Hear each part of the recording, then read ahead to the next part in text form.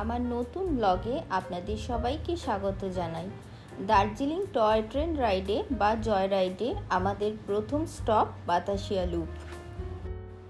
এখানে ট্রেনটা বেশ কিছুক্ষণ থামবে যাতে সবাই জায়গাটা ঘুরে দেখতে পারে। মেঘলা আকাশ বলে কুয়াশার মতো লাগছে, ঠান্ডা তেমন নেই এখানে।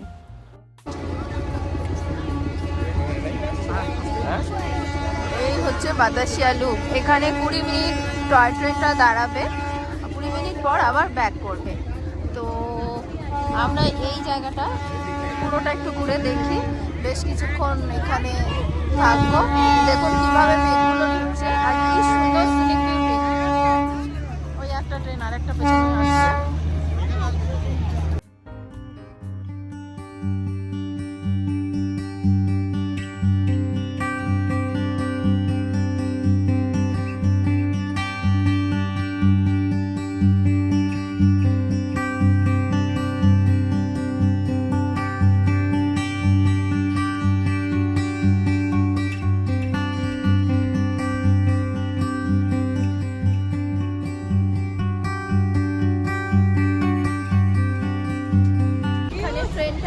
এসে ঘুরে তারপরে আবার ব্যাক করে, অনেকটা লুপের মতো, সেই জন্য এটা বাতাসিয়া লুপ। আর এখানে সবসময় এরকম মেঘ ঢুকে যাচ্ছে আর আবার ক্লিয়ার হয়ে যাচ্ছে। এখানে এইটাই মজা, এই মেঘ রয়েছে, এই নেই, কিছুক্ষণের মধ্যেই আবার ক্লিয়ার হয়ে যাবে। এখন একদম অন্ধকার হয়ে গেছে, যখন আমরা নামলাম তখন কিন্তু এই জিনিসটা ছিল না, তখন একদম ক্লিয়ার ছিল।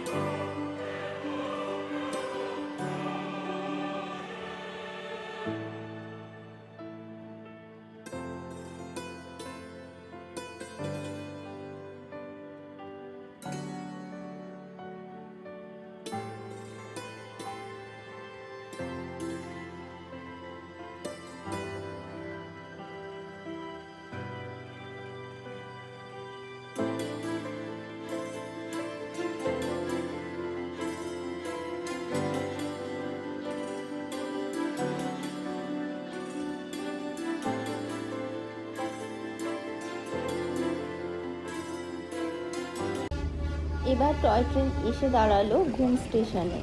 এখন আমরা নামবো, এই স্টেশনটা দেখব এবং ওপাশে একটা ঘুম মিউজিয়াম রয়েছে, রেলওয়ে মিউজিয়াম, ওটা দেখব।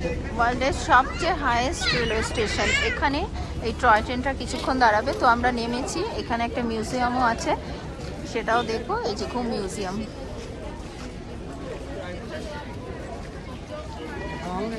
দেখুন কিরকম মেঘ রয়েছে, এখানে সবসময় প্রায় মেঘ থাকে।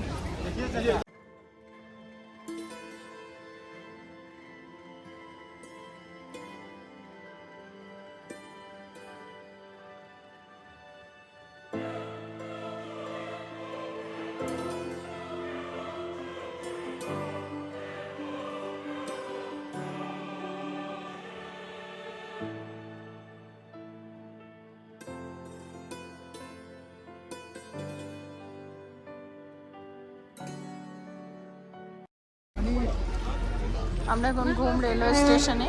এটা হচ্ছে ওয়ার্ল্ডের সবচেয়ে উঁচুতে।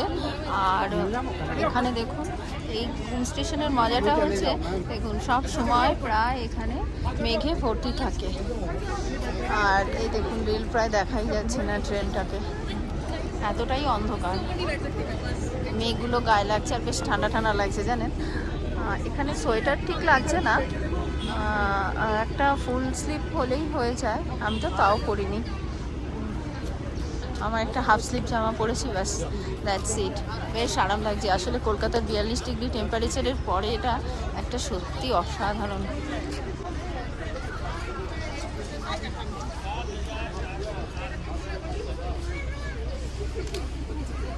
এর হাইট দেখতে পাচ্ছেন 7407 feet. World highest railway station.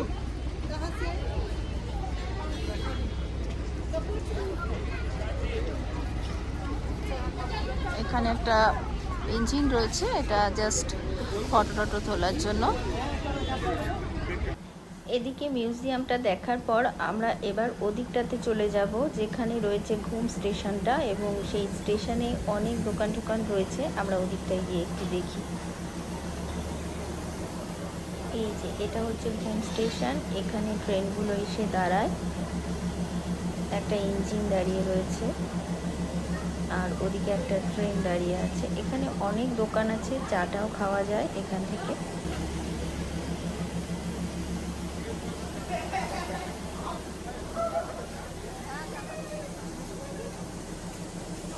এখানে অনেক চা টা খাওয়ারও দোকান রয়েছে, তাই আমরা এখানে চা খাবো এখন।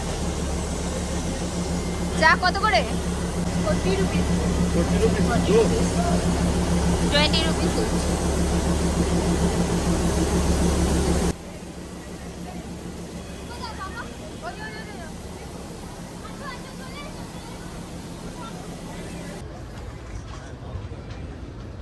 টয় ট্রেন এবার ফাইনালি দার্জিলিংয়ের দিকে যাচ্ছে। এই রাইডটা আমার কাছে খুব ভালো লাগলো।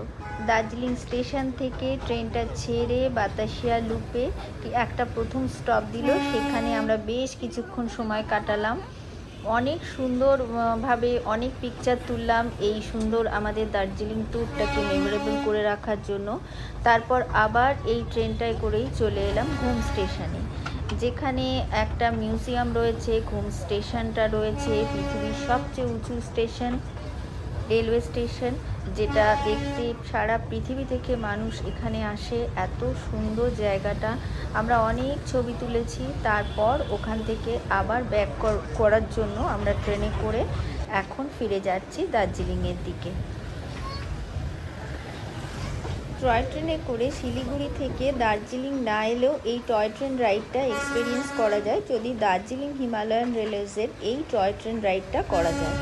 প্রায় 2 ঘন্টার এই রাইড কভার করছে বাতাসিয়া লুপ ও ঘুম স্টেশন।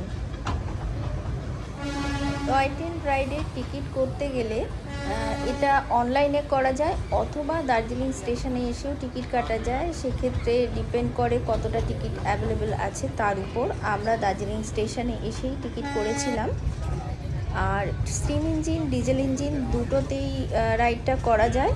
স্টিম ইঞ্জিন হলে এটা ফেয়ারটা পড়ে 1500 টাকা, আর ডিজেল ইঞ্জিন হলে সেটা 1000 টাকা হয়। তো এই দার্জিলিং এলে আমার মনে হয় অবশ্যই এই টয় ট্রেন রাইডটা করা উচিত। টয় ট্রেন রাইড ঘুম স্টেশন ছাড়াও রাস্তার যে সিনিক বিউটি সেটাও কিছু কম নয়।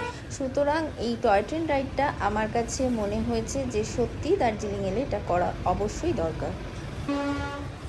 আজকের ভিডিও ভালো লাগলে লাইক করে শেয়ার করবেন, কমেন্ট করে আপনার মতামত জানাবেন, সাবস্ক্রাইব করে পাশে থাকা বেল আইকনে হিট করলে চ্যানেলের আপডেট পেতে থাকবেন। নেক্সট ভিডিওতে আমি লামাহাটা ইকো পার্ক আর তিস্তা বাজারের ভিডিও নিয়ে আসতে চলেছি। সেগুলো অনেক বেশি এক্সাইটিং হতে চলেছে, সুতরাং অবশ্যই পাশে থাকবেন আর দেখতে থাকবেন।